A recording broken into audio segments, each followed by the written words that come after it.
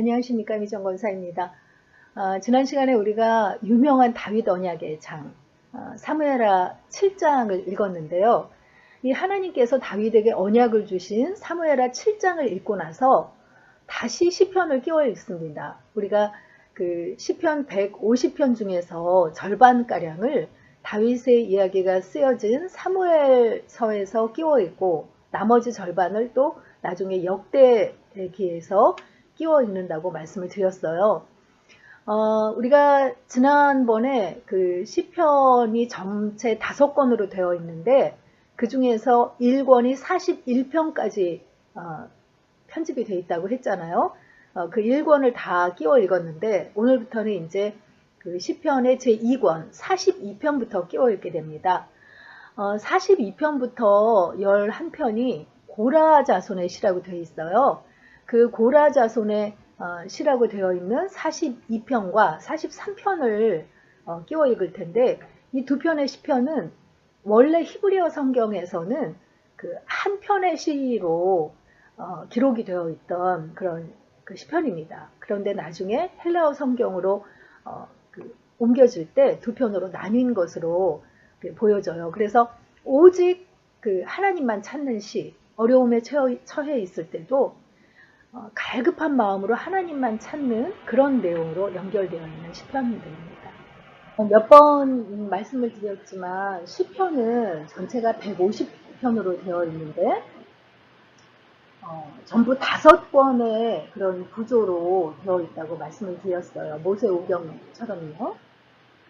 그래서 우리가 지난번에 사무엘 그 상을 읽으면서 시편 41편까지를 끼워 읽었고요. 또 그 사무엘하 그 초반부까지요. 그리고 이제 그 시편 42편부터 72편까지 제 2권을 이제 끼워 읽는데 지난 시간에 사무엘하 7장을 끼워 읽고 나서 이제 시편 42편부터 50편까지를 먼저 끼워 읽게 됩니다. 이 시편 42편부터 72편까지는 전체적으로 구원의 은총과 하나님의 돌보심을 주로 노래하고 있는 그런 시편으로 알려져 있어요. 각 권은 그 영광송으로 끝을 맺고 있는 특징이 있다는 걸 우리가 알고 있죠.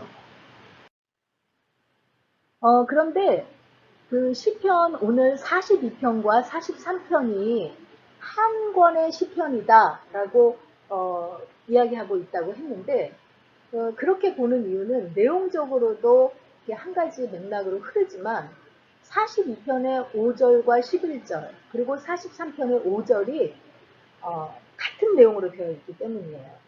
내용으나 내가 어찌하여 낙심하며 어찌하여 내 속에서 불안해하는가. 너는 하나님께 소망을 두라. 그가 나타나 도우심으로 말미암아 내가 여전히 찬송하리로다. 이 구절 외우시는 분들도 많을 거예요. 우리가 마음에 불안감이 일어날 때 이 시편 42편의 이 구절을 외우면서 우리 스스로 하나님을 찬양하는 마음으로 그 불안감을 잠재우는 그런 힘을 가진 구절이라는 걸 알 수 있죠. 근데 이렇게 42편과 43편에 똑같은 구절이 반복되는 것을 보면서 두 시편이 하나였구나 라고 확실하게 볼 수 있다는 거죠. 앞에서도 말씀드린 것처럼 이 시편의 2권으로 시작하는 그 42편부터 고라의 마스길 해가지고 그 11편의 시편이 이어지게 되는데요. 고라 자손 하면 우리가 그 민수기에서 모세와 아론에게 반역하고 그 이스라엘 백성들을 선동했다가 하나님께서 땅을 벌려서 그들을 이렇게 그 땅속으로 삼켜버리신 그 재앙을 받은 유명한 인물이잖아요. 그런데 그들의 자손은 그 반역에 가담하지 않고 오히려 나중에 그 레위인들로서 하나님을 찬양하는 그런 찬양대의 역할을 맡으면서 시편에도 이렇게 고라 자손의 시들을 남기고 있다는 것을 알 수 있어요. 그 고라자손의 시라고 그 표제어에 나타나 있는 시편이 11편이 있다고 했는데 그 모든 시편들을 보면 조상의 범죄에 대한 참회의 기도 같은 그런 내용으로 되어 있는 것이 많다는 것을 볼 수 있습니다. 그래서 고라 자손들이 하나님과 교제하면서 하나님을 섬기는 것이 얼마나 복된 것인지를 잘 나타내고 또 하나님의 전을 사모하는 간절함도 담아서 하나님을 어떻게 신뢰해야 하는지를 보여주는 그런 시편으로 남기고 있다는 것을 볼 수 있어요.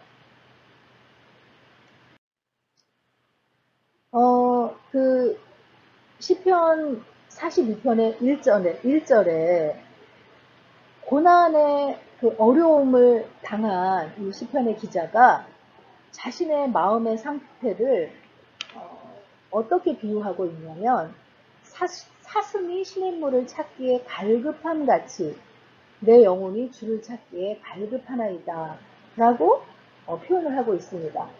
우리 너무나 유명한 구절이라 많이 들었던 익숙한 구절인데요.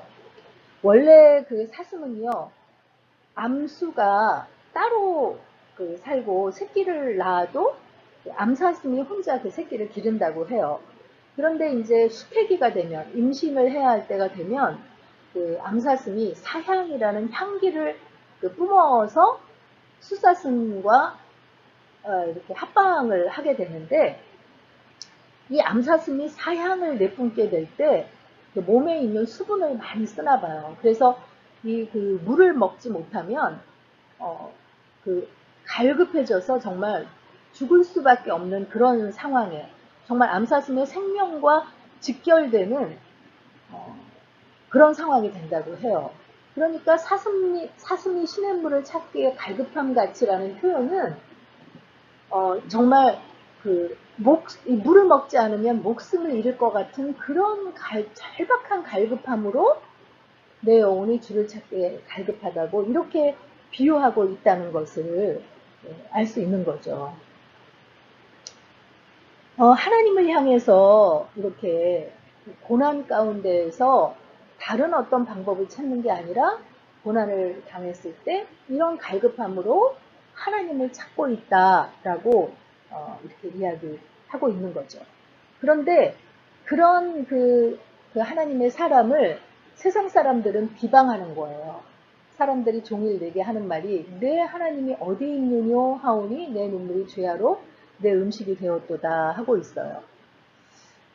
사실 실제로 많은 그리스도인들이 그 고난을 당할 때 고난 자체도 힘들잖아요.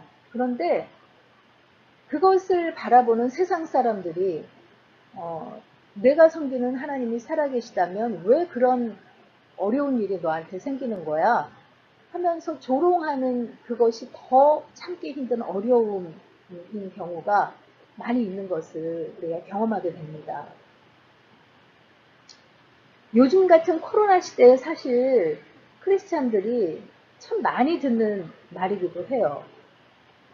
무신론이 지배하는 세상, 하나님을 비방하는 시대를 살아가는 크리스찬들이 많이 듣는 그런 조롱의 이야기일 수도 있다는 생각이 듭니다. 그런 조롱 때문에 이 시편 기자가 눈물로 음식을 삼았다라고 이야기하고 있는 거죠. 그리고 그런 사람들의 조롱 외에 시편 기자를 힘들게 한 것이 또 하나 있는데 그것은 과거의 즐거운 기억이었어요. 내가 전에 성의를 지키는 무리와 동행하여 기쁨과 감사의 소리를 내며 그들을 하나님의 집으로 인도하였더니 이제 이 일을 기억하고 내 마음이 상하는도다 하고 이야기하고 있는 거죠. 그러니까 평안했던 시절에 절기를 지키는 그런 무리들과 함께 기쁨과 감사의 노래를 부르면서 하나님의 전으로 들어가던 그 과거의 영광스러운 때를 떠올리고 있는 거죠. 그 일을 기억하고 내 마음이 상한다는 거예요. 우리 또 코로나 시대에 예배를 못 모이게 될 때 얼마나 그 성전에서 예배드리던 있었던 때를 회상하면서 그 참 간절한 마음으로 그때를 돌아봤었잖아요. 그래서 이 시편 기자의 마음이 너무나 이해가 되는 것 같아요.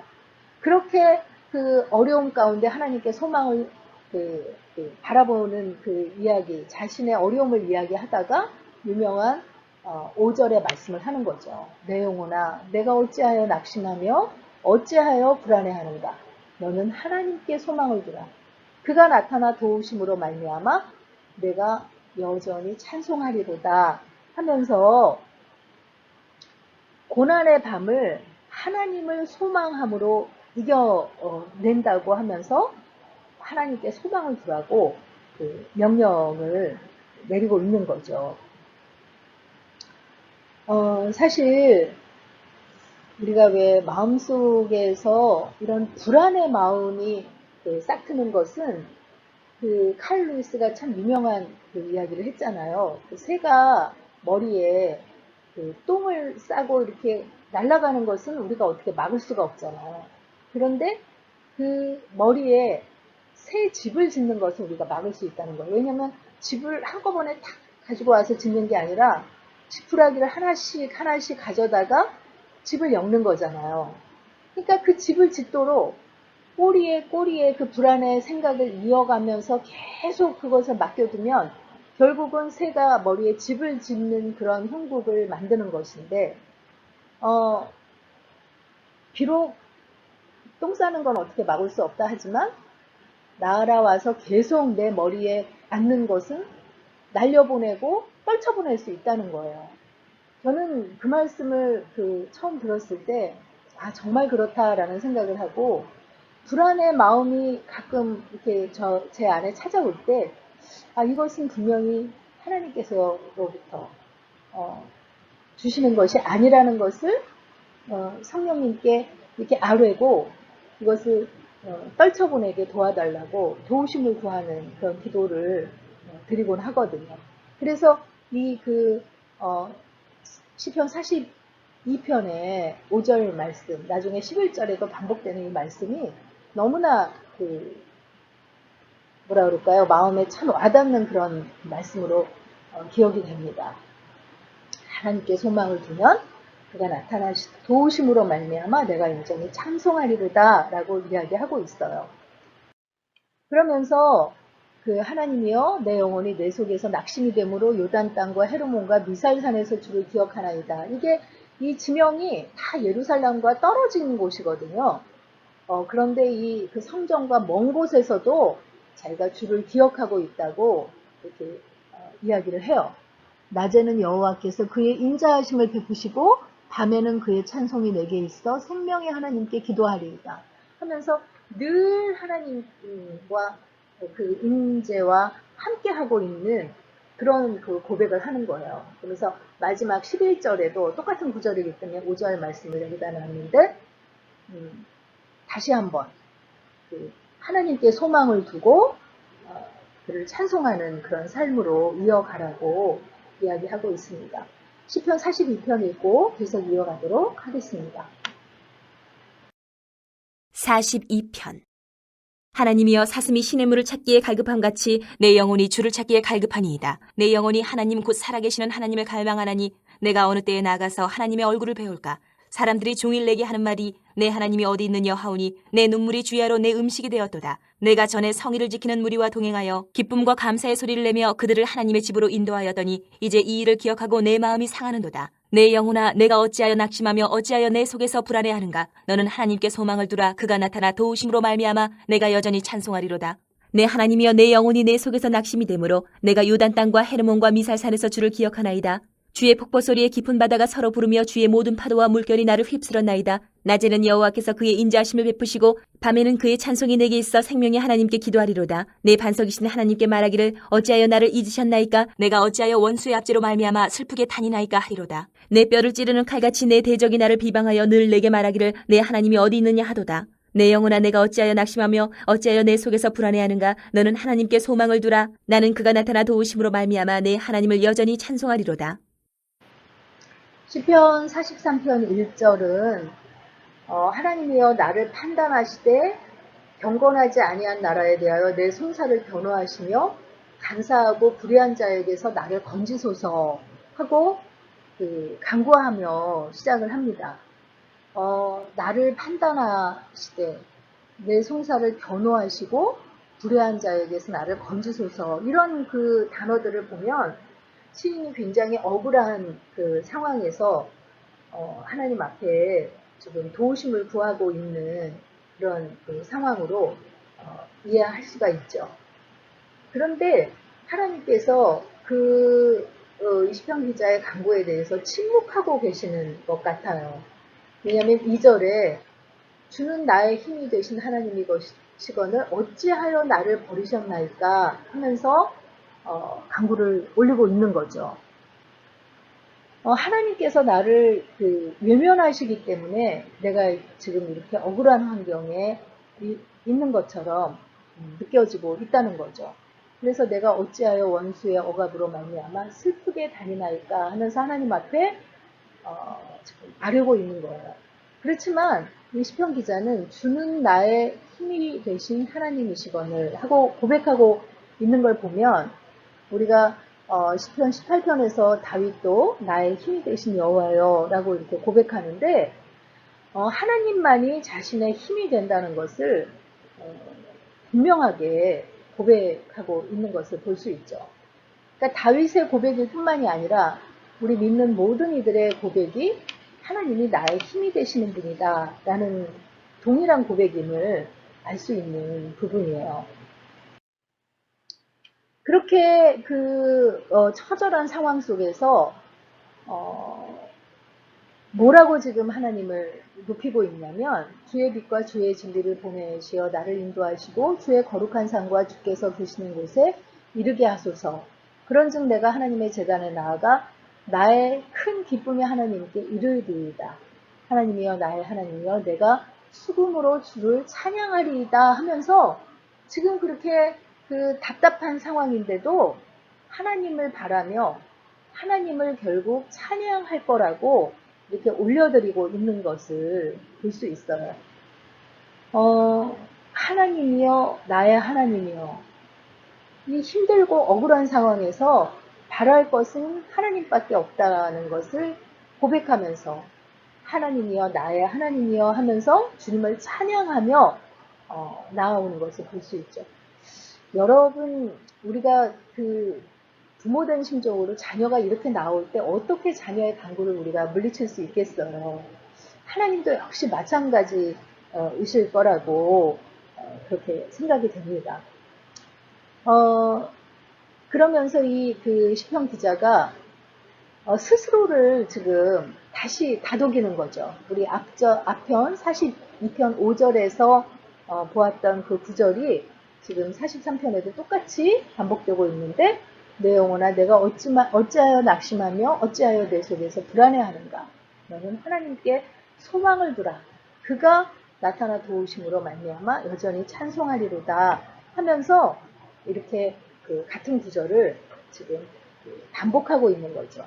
그러면서 이 어려움 속에서 결국은 하나님께 소망을 두라고, 그러면 하나님께서 도와주심으로 결국은 하나님을 찬양하는 그런 결말을 보게 될 거라고 매듭을 짓고 있는 거죠.